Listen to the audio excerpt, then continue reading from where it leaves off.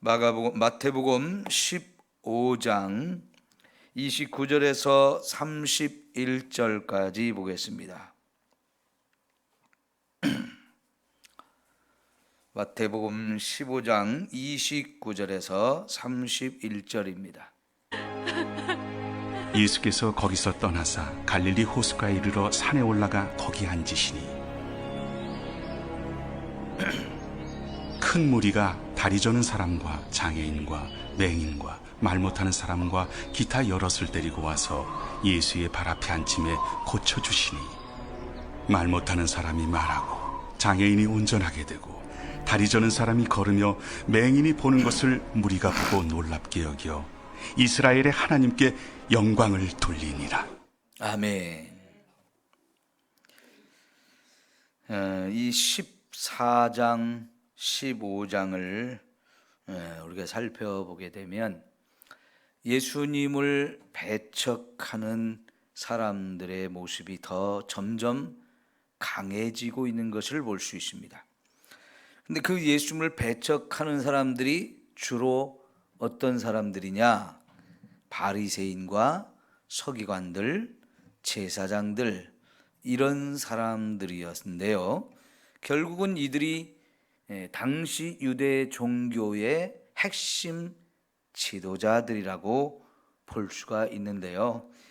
이들이 예수님을 배척하는 일이 점점 심각해지니까 우리가 오늘 본 말씀의 바로 앞에 사건인 21절부터 28절까지의 사건이 예수님께서 유대 땅을 떠나서 저 북쪽으로 경계를 넘어서 유대 땅의 경계를 넘어서 북쪽으로 가셨는데 거기가 두로와 시돈이라고 하는 곳입니다. 이 두로와 시돈이라고 하는 곳은 이 가나안 땅의 중심으로 지도를 보게 되면 완전히 해변 도시입니다. 완전 바닷가에 있는 해변 도시인데요. 우리나라 지도를 놓고 생각을 한다고 하면 신의주가 우리나라 서쪽 제일 위쪽이죠. 거기서 압록강을 건너서 중국으로 넘어간 것과 같은 상황이에요. 그래서 예수님이 이 두로와 시돈 지방에서 귀신 들린 딸 때문에 찾아온 어머니, 그 기도를 들으시고 이제 그 딸에게서 귀신을 쫓아내심으로 건강하게 되어졌죠. 우리가 이제 그 사건이 끝나고 나서 29절을 보았을 때 예수께서 거기서 떠나서 갈릴리 호숫가에 이르러 산에 올라가 거기 앉으시니 그랬는데요. 지금 이 마태복음에서는 그 두로와 시돈에서 바로 요 갈릴리 땅으로 다시 돌아오신 것으로 이렇게 표현이 되는데요. 이 똑같은 이야기를 기록하고 있는 마가복음 7장을 우리 한번 확인해 보도록 하겠습니다. 비교를 좀 할 필요가 있거든요. 마가복음 7장을 여러분 가보십시오.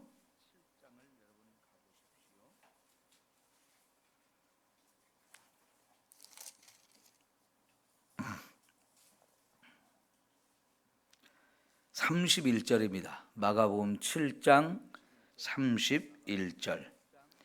자, 예수께서 다시 두로 지방에서 나와 시돈을 지나고 데가볼리 지방을 통과하여 갈릴리 호수에 이르심에 그랬어요. 똑같은 본문을 얘기하고 있는데 마가복음에는 예수님께서 두로와 시돈을 지나서 데가볼리 지역으로 통과했다. 그래가지고 갈릴리 호숫가에 오셨다. 이렇게 표현이 돼서 더 자세하게 설명을 하고 있는데요. 그러면 저를 잠깐 한번 보시면요. 우리나라 지도를 놓고 보면 제일 우리 북쪽에 백두산이라는 곳이 있잖아요. 그 백두산을 두고 이쪽 서쪽으로 흘러가는 강을 압록강이라고 하고 동쪽으로 흘러가는 강을 두만강이라고 이렇게 말하죠.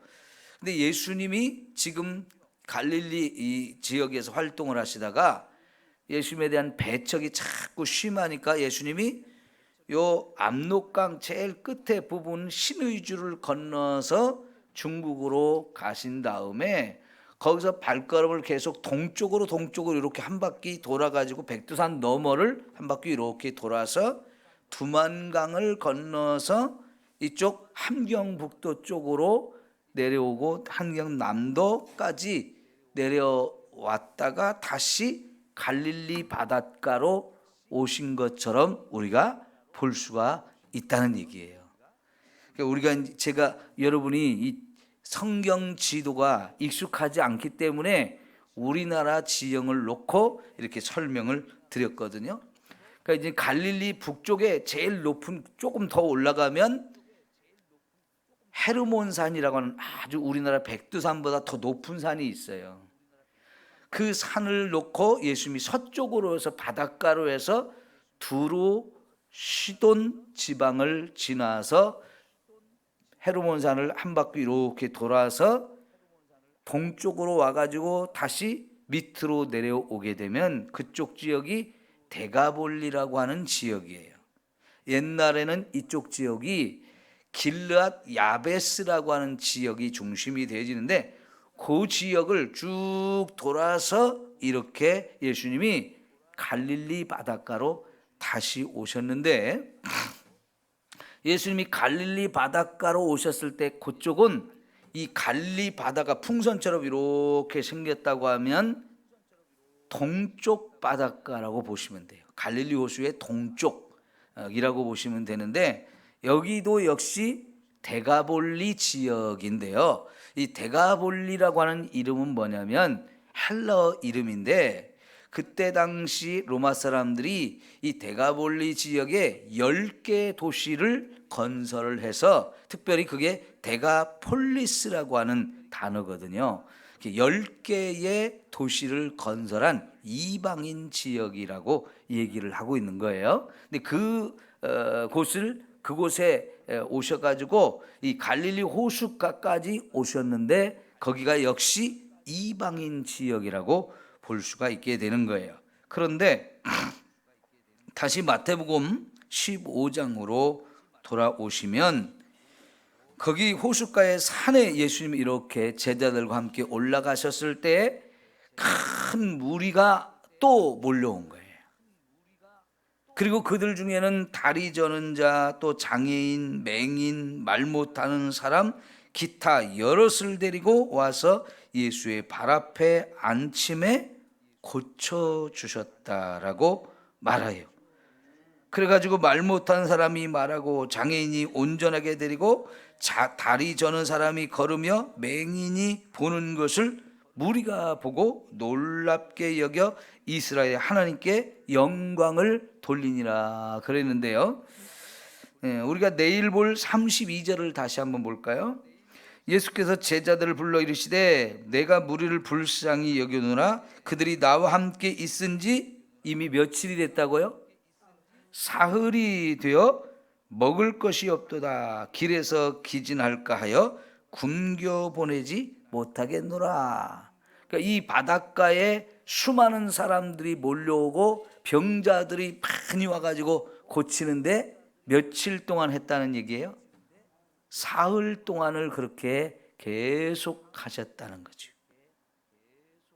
여기가 또 아까 말씀드린 대로 유대 땅, 유대인들이 사는 곳이 아니고 옛날에는 유대 땅이었어요. 그런데 이곳은 이미 이방인들이 들어와서 살고 있는 10개의 큰 도시를 건설하고 살고 있는 이방인 지역이에요. 자, 그런데 여기서도 예수님의 소문이 워낙 많이 퍼져 있었다는 얘기죠. 아까 주일날 우리가 보았던 21절에서 29절에 나오는 이 사건의 주인공인 여자, 그 여인도 가나안 여인이라고 했잖아요. 이방인이 아닌 유대인이 아닌 이방 여인이었는데 이 여인도 예수님이 자기 동네에 오셨다는 소문을 들으니까 바로 예수님께 찾아와서 귀신 들린 자기의 딸을 좀 고쳐달라고 막 간절히 요청해서 예수님이 고쳐준 사건이 있었잖아요. 그런데 이제 예수님이 이 데가볼리 지역에 오셨을 때도 이미 예수님의 소문이 여기도 파다하게 났고요. 예수님이 오셨다고 하니까 사방에서 많은 병자들이 여기까지 또 오게 되고, 예수님은 거기서 3일 내내 수많은 병자들을 고치느라고 정신이 없었다는 얘기죠. 그래서 우리가 32절에 보면 예수님이 그 무리를 보실 때 불쌍히 여겼다 그랬어요. 여기 우리가 불쌍히 여긴다는 말이 9장에서 처음 나왔을 때 우리 창자가 끊어지는 듯한 고통을 느끼는 마음이라고 그랬죠. 그 힘들고 어려운 사람들을 볼 때 이 마음이 너무나 아픈 거예요.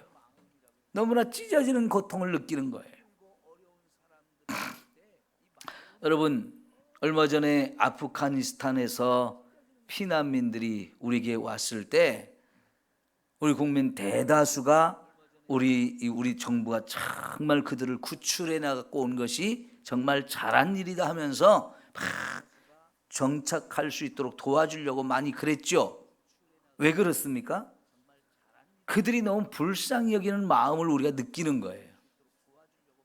그런데 몇 년 전에 예멘에서 난민이 배를 타고 찾아 우리나라 제주도에 왔을 때 그때도 몇백 명이었어요. 그런데 그때는 우리 국민들이 그들을 난민으로 받아주는 걸 다 거부했어요.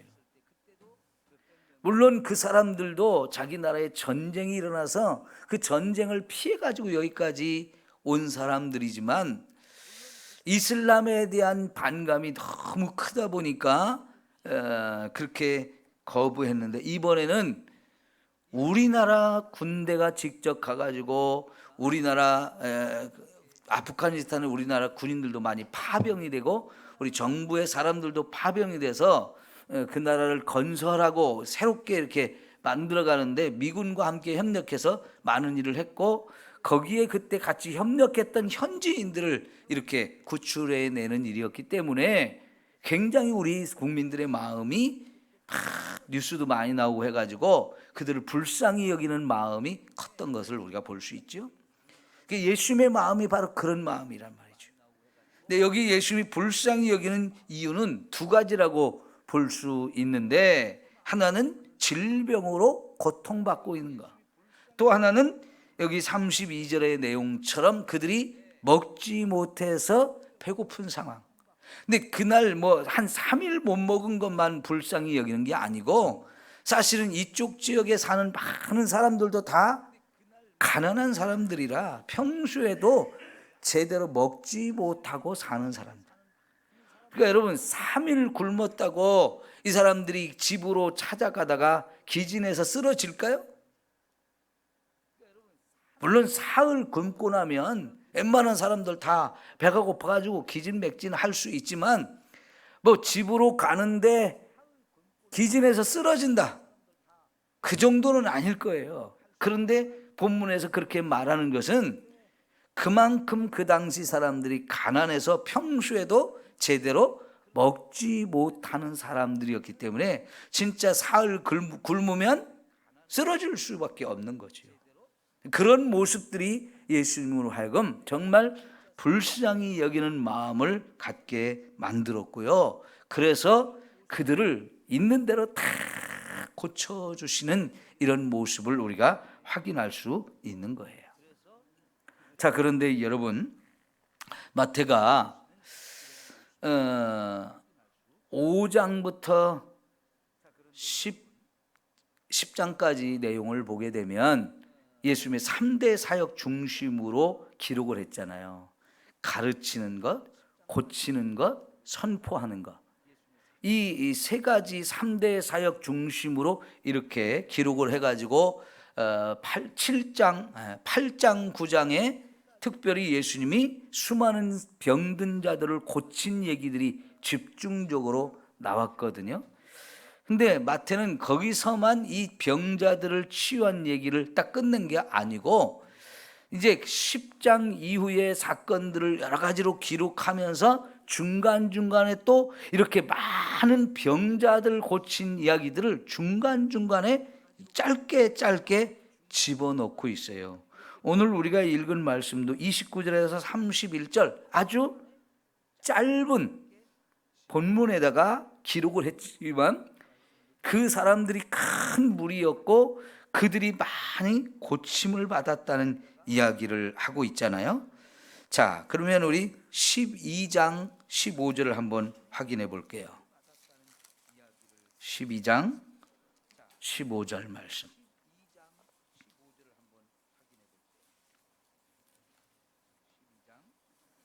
12장 15절 말씀.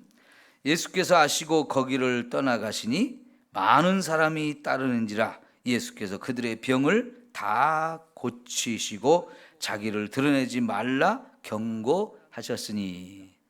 자, 이 사건은 뭐냐면 그 앞에 보면 안식일 날 회당에서 예수님이 한편 손이 마른 사람을 고쳐준 사건 이어서 나오는 거예요. 이것 때문에 또 예수님과 바리새인들 사이에 논쟁이 벌어지면서 예수님이 인자는 안식일의 주인이다 하는 말씀을 하시고 나는 이렇게 병든 자를 고치러 왔다 이런 말씀을 하시거든요. 이 안식일이 되었지만 이 병든 자를 고치는 건 지극히 당연한 일이고 마땅히 해야 될 일이다 이렇게 말씀을 하실 때 장로들이 유전을 가지고 이거 잘못된 일이라고 막 예수님 따지거든은 이 사람들이 결국은 예수님을 죽이려고 하는 마음을 가졌다라고 표현이 됐었어요. 그래서 예수님이 거기를 피하셨어요. 피해 가시면서 수많은 사람들이 따라오는데 거기 또 병든 자들이 많으니까 그 병자들을 또 다 고쳐주셨다는 얘기를 하시는 거죠. 예. 여러분, 예수님은 사람들이 이렇게 찾아올 때 그들에게 병든 자가 있으면 자기를 죽이려고 하는 이런 상황 속에 있었지만 그럼에도 불구하고 그들을 고치는 일을 포기하지 않았어요. 여보시오, 내가 지금 이렇게 위험한 상황인데 저놈들이 나를 죽이려고 하는데 나 지금 병 고치고 나면 또 소문이 나가지고 또 달려서 나를 죽이려고 또 이렇게 할 거라고, 나 힘들 거라고, 나 이제 좀 안 하고 싶다고, 그런 게 아니었어요. 그 마음보다는 불쌍히 여기는 마음, 사랑하는 마음이 더 많았기 때문에 자기는 힘들고 어려운 이 위급 상황인데도 불구하고 병든 자를 보면 또 고쳐주고 또 고쳐주고 그 일을 계속했다는 것을 우리가 확인해 볼 수 있죠. 자, 넘겨서 14장으로 가셔가지고 34절부터 볼게요. 14장 34절 34절부터 36절입니다. 그들이 건너가 게네사렛 땅에 이르니 그곳 사람들이 예수이신 줄을 알고 그 근방에 두루 통지하여 모든 병든 자를 예수께 데리고 와서 다만 예수의 옷자락에라도 손을 대게 하시기를 간구하니 손을 대는 자는 다 나음을 얻으니라. 자, 여러분, 예수님께서 지금 여기 14장에서는 벳세다 광야에서 5,000명을 물고기 2마리로 그리고 보리떡 5개로 먹인 사건이 일어난 곳이에요. 거기가 벳세다라고 하는데 지난번에 벳세다는 갈릴리 호수의 동북쪽이라고 말씀을 드렸고요. 거기서 얼마 떨어지지 않은 곳으로 산에 올라가서 예수님이 기도하시고 제자들을 배를 태워서 건너편으로 건너가라. 근데 건너가는 중에 한밤중이 되었고 이 바닷가에서 한참 수리가 떨어져 있는데 큰 바람이 일어나서 풍랑으로 막 배가 뒤집혀 죽을 것 같은 이런 고통을 하고 있을 때 예수님이 산에서 그 모습을 지켜보다가 새벽녘에 그곳으로 걸어오셨죠. 그래가지고 배를 타고 이제 안전하게 건너편 게네사렛 땅으로 가셨다. 이 게네사렛은 반대로 서쪽이에요. 그러니까 갈릴리 호수를 완전히 가로질러 가지고 서쪽으로 이렇게 건너 가신 건데 거기는 예수님의 고향인 나사렛에서 멀지 않은 곳이라고 그랬어요. 근데 나사렛에서 갔을 때는 고향 사람들이 예수님을 배척해 가지고 거기서는 아무런 기적을 행할 수 없었죠. 그러나 이 게네사렛 땅에서는 예수님이 오셨다는 소문을 듣고 막 또 사방에 연락을 해서 병자들이 또 다 나왔어요. 그리고는 예수님이 다 고쳐주세요. 그리고 이제 15장에 우리가 왔을 때 여기서도 예수님이 배척하는 사람들이 많으니까 이제 갈릴리 땅 경계를 넘어서 북쪽으로 이방인 지역으로 가셔서 한 바퀴를 쭉 넓게 돌아가지고 데가볼리 땅에 와가지고 거기서도 갈릴리 바닷가에 왔을 때 그 이방인 지역 사람들이 또 많이 병자들이 왔을 때 거기서도 다 고쳐주셨다는 거죠. 예수님은 사실 유대인이 됐든 이방인이 됐든 가리지 않았어요. 자기가 힘들거나 어렵거나 이런 것 따지지 않고요.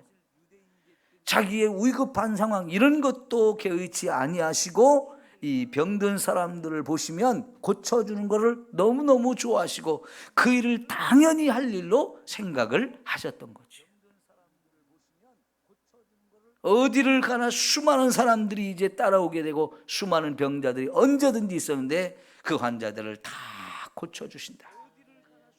예수님은 전능하신 분이에요. 우리를 끊임없이 사랑하신 분이에요.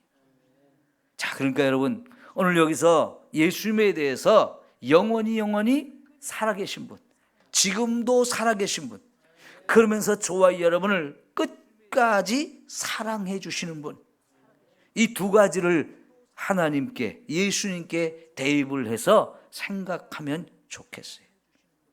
늘 우리가 살아가는 동안에 그 예수님은 하나님은 영원히 살아계신 분, 그리고 나를 너무너무 사랑하시는 분, 그 사실을 우리가 생각하며 오늘 또 저와 여러분이 질병이 됐든 또 어떤 문제가 있든 그것을 주님께 다 가지고 올 때 예수님은 그 어떤 것도 외면하지 아니하시고 다 치료하시고 다 해결해 주시는 이런 놀라운 은혜 주시는 줄 믿습니다. 오늘 여러분의 질병도 주님 앞에 내려놓고 주님 이 병을 좀 고쳐주십시오, 나를 좀 고쳐주십시오 하고 기도할 때에 그 병도 고쳐주실 것이고 또 문제가 있는 것도 기도할 때에 하나님이 놀랍게 치료하시는 이 은혜가 여러분 모두에게 있기를 축원합니다. 예, 기도합니다.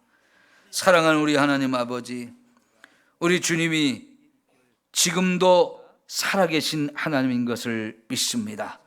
그 하나님께서 나와 관계가 없이 계신 분이 아니라 나를 하나님의 자녀로 삼아 구원해 주셨고 나에게 너무나 큰 사랑을 베풀어 주고 계심을 믿습니다. 나를 이렇게 사랑해 주시는 하나님께 오늘 우리의 모든 질병들 가지고 왔사오니 우리 성도들 또 저들의 가정에 누가 어떤 병으로 고통을 받고 있든지 간에 주님이 불쌍히 여겨 주옵소서. 주님 앞에 다 내어놓고 맡기옵나니 오늘도 주님의 그 피 묻은 손으로 어루만져 주시어서 우리 성도들을 괴롭히는 흉악한 모든 질병들을 예수의 이름으로 결박하고 내 주님이 떠나갈지어다. 예수의 이름으로 명하노니 다 치유되고 떠나갈지어다.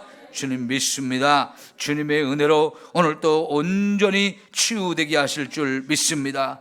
또 우리 성도들의 가정에 그 어떤 문제가 있을지라도 오늘 우리 주님 앞에 맡기며 기도합니다. 이 모든 문제들을 주님이 다 해결시켜 주시옵소서. 우리 자녀들의 앞길을 열어주시고 자녀들이 지금 힘들고 어려운 상황에 있을 때 그 문제들을 다 해결해 주심으로 하나님 영광을 돌리게 하여 주옵소서. 예수님이 베푸신 이 엄청난 사랑과 놀라운 은혜를 힘입은 사람들 다 이스라엘의 하나님께 영광을 돌렸다 했습니다. 우리도 그렇게 날마다 하나님의 영광을 돌리며 감사하며 살게 하여 주옵소서. 예수님의 이름으로 기도하옵나이다. 아멘.